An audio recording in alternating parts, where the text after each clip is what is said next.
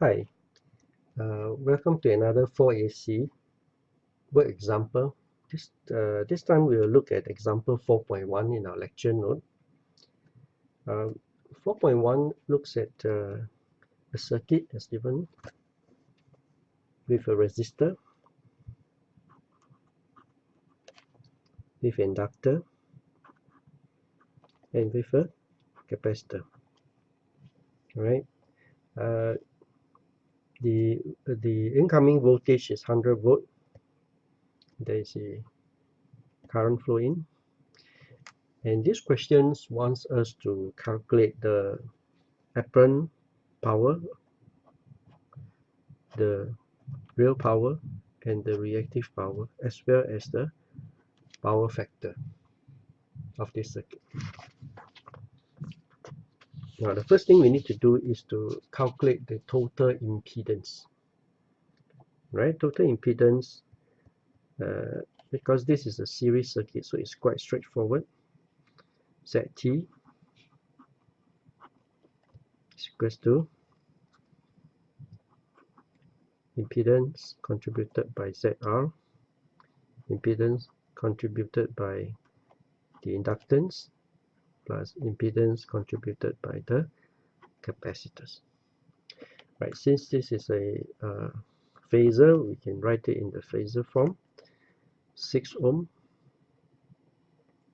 0 degrees. Now inductor plus 7 ohm, 90 degrees, plus capacitance 15 ohm minus 90 degrees. Now because these are adding up, so we will convert this to the rectangular format. So rectangular format, this will be just 6 plus J7 minus J15.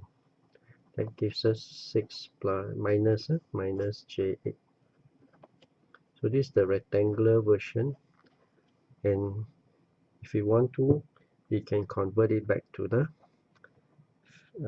polar version. That gives me 10 the angle of minus 53.13 degrees ohm.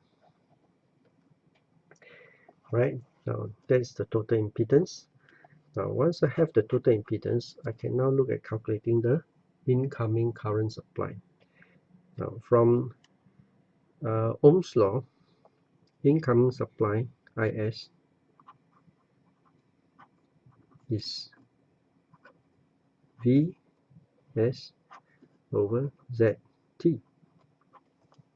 Okay, so that gives me 100 angle 0 degree volt divided by 10 angle minus 53.13 degrees ohm. That gives me 10 angle 0 minus minus, so becomes positive 13 degrees ampere. Right, now once I know this, I can either calculate the apparent power first, or I can compute the phase angle difference. That means the phase angle difference is calculated between the phase shift of the voltage supply and the phase shift of the current supply. So in this case, phase shift of the voltage is 0 minus the current, right? So it's minus 53.13. So it's 53.13 degrees. So the power factor Fp is actually the cosine of this angle. So it's 53 minus 53. So minus 53.13 degrees. That's the same as cos 53.13. That gives me 0.6. Okay, 0.6 leading. Why leading? Why leading? Because the current is at 53.13 degrees, whereas the voltage is at 0. So if I were to draw the phasor diagram, phasor diagram will be something like that. Current is here, I, with the angle of 53.13 degrees, whereas the voltage is here. Okay, so current is ahead of the voltage, that's why leading. Okay, so now I got this, the power factor.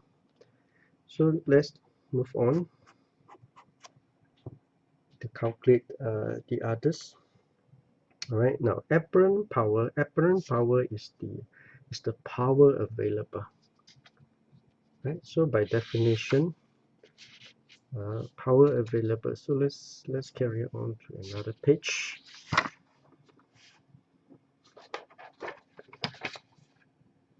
Apparent power S is given as V times the I value. So in this case, V is 100 multiplied by current 10, so it's 1000 volt amps. Okay, that's the apparent power S. Then the real power is P. Right? Real power P is given as VI, that's magnitude, cosine the angle, the phase angle difference, which we calculated earlier as 53.13 degrees. You put a minus sign there, is okay. That gives me 1000 times this, right? So 1000 times this would give me 600 watts. Check that I can also calculate this using I square R. It's the same value. Whereas the reactive power,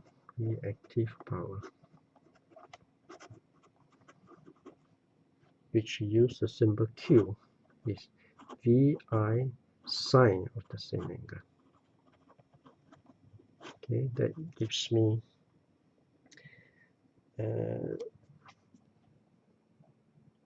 800, negative 800 VAR, volt amps reactive, right? So this is the, again you can check this one out, right? So reactive power, and finally we got this apparent power, right? So we have calculated everything. Now if I want to draw the power triangle, I will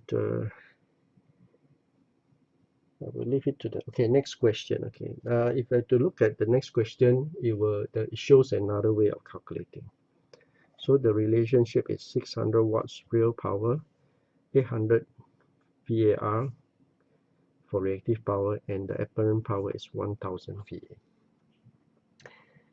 Is there an alternative? The question here asks in our notes. Is there an alternative to this? The answer is yes. So we'll look at it the next time. Bye.